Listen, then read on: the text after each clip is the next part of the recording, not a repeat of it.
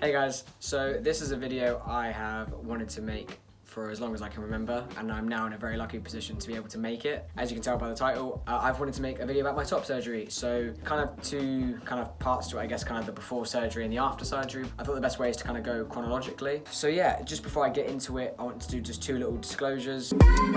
I'm obviously not a medical professional. This is just my personal experience and my story with my top surgery. It's based on the choices I made and kind of the things that kind of matter to me. It's all quite personal, so there's no right or wrong way to do it, and like I said, this is just my encounter with it. And secondly, this video will contain kind of videos and pictures of me post-op, so that's kind of various levels of scarring, bruising, and all that kind of like hospital vibey stuff. So if you're not into that or don't want to see that, then please do click away. So I guess I should probably start by saying that I decided to go private. So I went private for both my hormones and my surgery, mainly due to the wait. I sent off my referral to an NHS-based gender identity clinic back in 2018. I think it was May 15th of 2018. Yeah, I haven't heard anything since. So it was supposed to be a 24-month wait, but obviously it's quite commonly known that those waits are usually longer than that. So I decided to go private just because I felt like my transition was kind of putting my life on hold a bit. So that's one reason, and also for the second reason, so I could have a bit more of a choice in my surgeon of who was actually going to do the operation for me. The surgeon I went with was Mr. Miles Berry at the Cosmetic Surgery Partners in London, here in the UK. I've wanted to go with Miles for as long as I can remember. I remember being in my room at university and kind of watching videos who had surgery done by him, and I kind of knew that that's where I wanted to go as well. Again, it's just personal preference. That was just my choice. So yeah, so once I kind of figured out that I wanted to go private and I decided who I wanted to go with, I first had a consultation. So I inquired for a consultation with Miles in February last year. So that was February 2020. Due to COVID, my consultation got moved from being in person to being on the phone, but it didn't get delayed. So it happened in May of that year, and then I had to have a second consultation a week before the surgery. But that's procedure to kind of make sure everything's okay. During the first conversation we had via phone, we spoke about my personal health, a little bit about myself and about my transition and how far I'd gotten and kind of what I wanted, because we spoke about that. And from that conversation we decided that I was going to have double incision with nipple grafts. For those who aren't kind of aware of the kind of terminology that I'm using, basically double incision is 2 incisions and they kind of take out what they need to take out and then they stitch you back up, and then the nipple graft is when they cut around your nipple, they resize it to stitch that back on. I will link a better video about kind of top surgery below. So yeah, and he kind of explained to me how I'd go under general anaesthetic and I'd stay a night, all that kind of technicality and detail. So yeah, so after that conversation I got sent kind of the price summary for it. Yeah, after that it was a matter of kind of just waiting to get a surgery date. Unfortunately, due to COVID, a lot of surgeries got paused and delayed and cancelled and rebooked, so there was a longer wait than what would have been usual. But after that conversation in May, I was given a surgery date in September, I think it was 10 weeks before. Yeah, so it would have been September. So I got told 10 weeks before my surgery that they had a date that I could go for. I was really lucky and I wasn't expecting to have a date in 2020. I was kind of expecting it to be kind of around about now, kind of early 2021. I spoke to my parents and we kind of discussed the kind of finance side of it and figuring out that I could make it. I'm very grateful for the fundraiser that I had. Obviously I used a GoFundMe to raise some money for it, and that was incredible. So if you were a part of that, thank you so much. I cannot thank you enough because it helped me get to where I am today. So with all those kind of different aspects combined, I realized that I could make the payment, and we just decided to go ahead with it, which was incredible. So then my surgery date became the 16th of November 2020. Due to COVID again, I had to isolate for 2 weeks before. I had to have a COVID test. That was the only time I was allowed to leave isolation, and I wasn't allowed to go on public transport, so my dad had to drive me. So I drove into London, had a private COVID test, and I had my pre-op consultation all on the same day. They arranged that for me. And then yeah, the COVID test came back negative. So 3 days later I went in for a 7 a.m. admission for a 9 a.m. surgery start. I met the nurse who was going to take care of me and who kind of did my admission forms. I met Miles Berry. He came in, drew on my chest after I got into my hospital get up and my gown and stuff. Yeah, and I actually went down, I think it was at 8:30. I went down a bit early, put me under, and that was kind of about it. Kind of before you know it, I was out for the count and I woke up. I remember waking up at 11:30, so 3 hours later, and the procedure was done. I was able to call my parents. They gave me my phone, and I was all kind of still kind of drugged up, just kind of let them know that it was all okay and it was all good. And I was kind of in and out of consciousness for a couple hours. I woke up around 2:33 when I ate for the first time, and they get you up, they have you drinking some water and kind of going to the toilet and stuff, and it was all okay. I remember the first night, the overnight stay at the hospital was quite hard, because I woke up at the early hours in the morning and the medication and the drugs had worn off, so I felt very sore and the swelling had started, so yeah, I felt quite sore and tender. But no, the night nurse team were incredible, like the evening team, like they came up and checked up on me every 2 hours. They didn't wake me up when I was asleep, they just kind of poked their head in and made sure I was okay, and they were all so incredible. Like, I really can't thank them enough. And because I wasn't allowed anyone in with me or to come and see me, I felt quite nervous about being alone. I think that was my biggest kind of fear, was kind of spending that time by myself. I didn't really want to be alone at that time. The nurse team, they were incredible and they took such good care of me, so yeah, I was really grateful. So the next morning, they wake you up, they give you some breakfast, and they discharge you with your meds. So I was out by like 10 o'clock the next morning. My dad picked me up and drove me home. Yeah, and in the first week, you're in a bandage kind of going around, and you have a compression garment on. You can't take any of that off, you leave it on for the whole week. Very gross, very sticky, very smelly.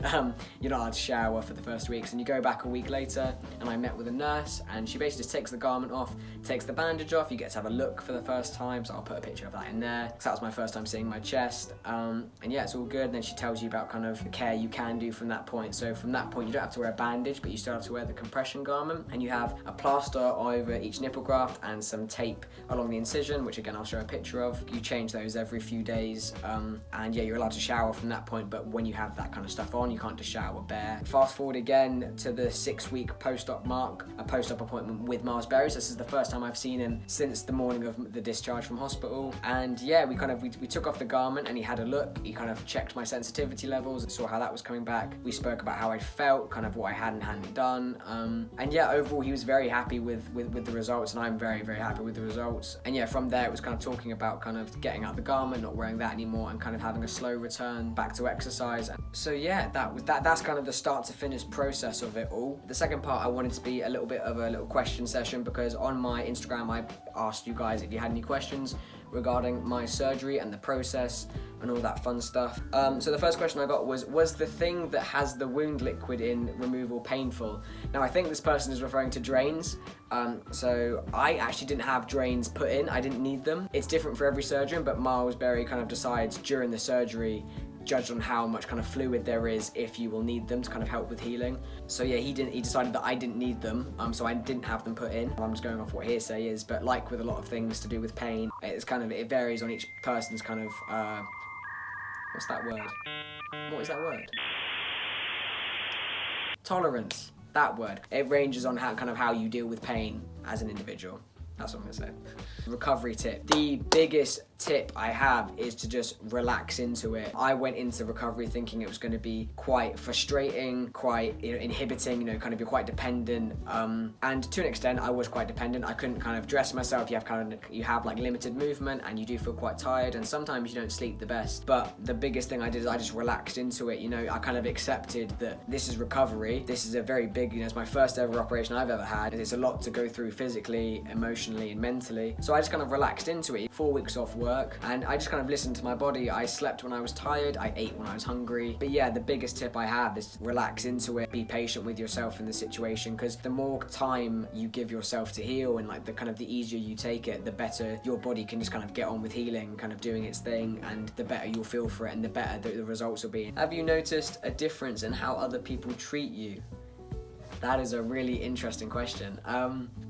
Immediately after, yes, I did notice a difference, obviously, because I was quite fragile and quite like needing quite a bit of help. People were quite gentle and patient and kind of taking care of me. I stayed with my girlfriend and her family because they were able to give me a bed, which was incredible. They were so great and so patient and just so lovely and so loving. It was incredible. So I'm really grateful for them and kind of like having them during the healing process. And the people who have seen me without a top on, they kind of just say that they see how much happier and like more confident I am and more comfortable I am. So kind of yes and no. I guess no, because I I haven't really been out and about in public yet, and kind of how I change kind of in front of other people hasn't kind of been a thing yet, because it's not really my go-to conversation starter. But also yes, because the people that do know me and kind of have been around me kind of throughout this period and have seen me, they've said that they've noticed a change in my demeanor, my confidence, and just my happiness. So next question, what do you do for scar care? So I got this question in the last video, the Q&A I did, and I kind of held back because I didn't really want to tell you, because I wanted to talk about it now. My scar care, as recommended by my surgeon, is so twice a day for 10 minutes. I massage my scars. I use bio oil. That's a personal preference. You don't have to use anything. I just use bio oil because I've used it before, and I also like how it feels. I spend 10 minutes twice a day. I massage along my incisions, pushing from the center to the kind of outer area near my underarm, because as recommended, the gland that kind of sorts out swelling is located near your underarm. So kind of if you push the blood and the swelling and the kind of the scar to break down the scar tissue, kind of push it that way. So yeah, it's kind of like push from center to along the incision outwards. That's for the incisions. And then for the nipples, I just kind of go in a circular motion, because there's stitching, obviously there was stitching all around the nipple, and it's kind of important that you kind of apply a bit of pressure and a bit of force. So as you can see in the video, as I kind of rub a bit harder, the scars literally go from like a purpley reddy colour to white, and that's kind of what you want to do. You want to kind of properly break down and push the blood and the scar tissue around to help healing. And yeah, I spend 2.5 minutes kind of on each area to kind of to do it equally. And yeah, I do that twice a day, once in the morning, once in the evening. But yeah, the thing with scar care, it is kind of like you have to be consistent and persistent and kind of to keep doing it. And the final question I got was, how do you feel post-surgery? Yeah, it kind of just leaves me speechless. I don't really know what to say. Like, it has been an absolutely life-changing experience. And I've wanted this surgery since I was 18 now, and it was just an incredible experience. I have to thank Miles Berry and all his team, the nurses and everyone along the way was incredible. They made me feel so at home and took such good care of me. The people who donated and shared my GoFundMe, like, holy crap, that got so much support, and I'm so grateful for that. Like, if it wasn't for you people that got involved with that, I wouldn't have been able to have it. So honestly, I can't thank people enough for their love and support. It was such a humbling experience, and I'm so beyond grateful. My parents were incredible, and of course my girlfriend and her family took such good care of me when I was literally a little crippled hunchover. I can't thank everyone enough who was a part of it. An incredible experience, and the surgery itself has just changed my life, and I am so much happier and so much more comfortable and confident. It's the first time I've actually been able to align my identity with my body, and to feel gender euphoria was just incredible. So yeah, it's just honestly, I can't express enough how grateful I am and just how thankful I am to have had this surgery. It's changed my life. So that's my account with top surgery and answering a few of your questions. So yeah, thank you for watching if you've watched this far. But yeah, if you like this video, do go give it a thumbs up and subscribe. I will see you guys soon.